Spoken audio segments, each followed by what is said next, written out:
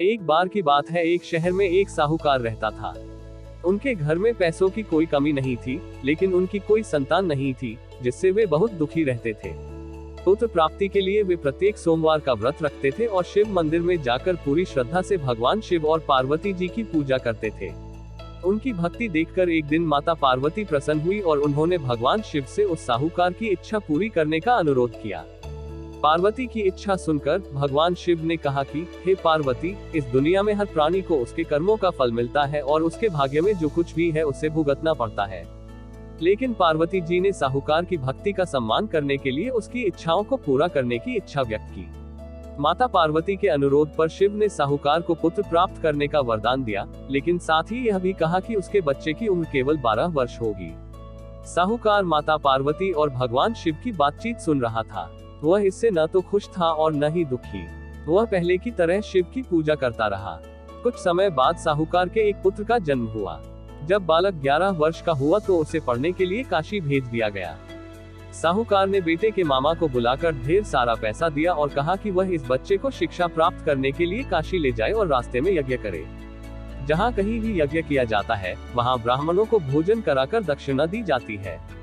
इसी प्रकार दोनों चाचा भतीजे यज्ञ करके और ब्राह्मणों को दान दक्षिणा देकर काशी की ओर चले गए।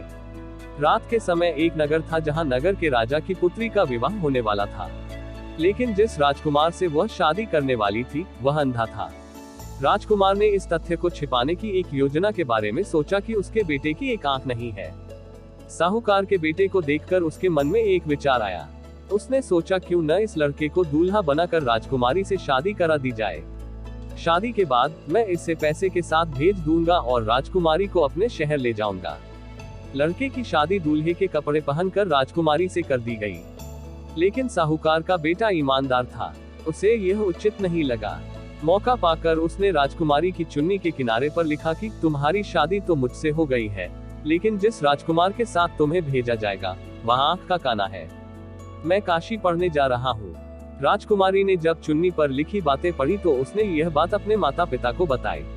राजा ने अपनी बेटी को विदा नहीं किया, जिससे बारात वापस चली गई। उधर साहूकार का लड़का और उसके मामा काशी पहुंचे और वहां जाकर उन्होंने यज्ञ किया। जिस दिन बालक 12 वर्ष का हुआ उस दिन यज्ञ हुआ। लड़के ने अपने मामा से कहा कि मेरी तबीयत ठीक नहीं है। मामा ने कहा कि तुम अंदर जाकर सो जाओ। शिव के वरदान के अनुसार थोड़े ही समय में उस बालक का प्राण निकल गए। मृत भतीजे को देख उसके मामा विलाप करने लगे। संयोग से शिव और माता पार्वती उसी समय वहां से जा रहे थे। पार्वती ने भगवान से कहा, स्वामी, मैं इसके रोने की आवाज को सहन नहीं कर सकती। आपको इस व्यक्ति की पीड़ा को दूर करना चाहिए।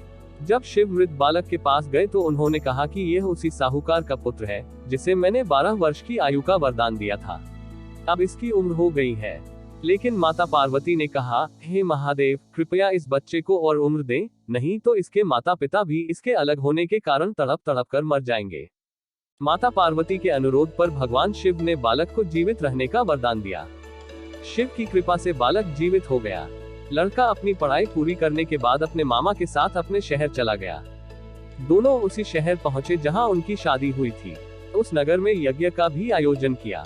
लड़के के ससुर ने उसे पहचान लिया और महल में ले जाकर उसकी देखभाल की और अपनी बेटी को विदा किया।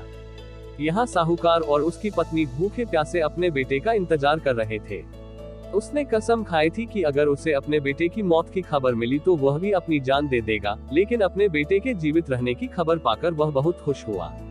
उसी रात भगवान शिव ने व्यापारी के सपने में आकर कहा, हे श्रेष्ठी, मैंने सोमवार का व्रत करके और व्रत कथा सुनकर प्रसन्न होकर आपके पुत्र को लंबी आयु दी है। इसी प्रकार जो कोई भी सोमवार का व्रत रखता है या कथा को सुन और पढ़ता है, उसके सभी दुख दूर हो जाते हैं और उसकी सभी मनोकामनाएं पूरी होती हैं।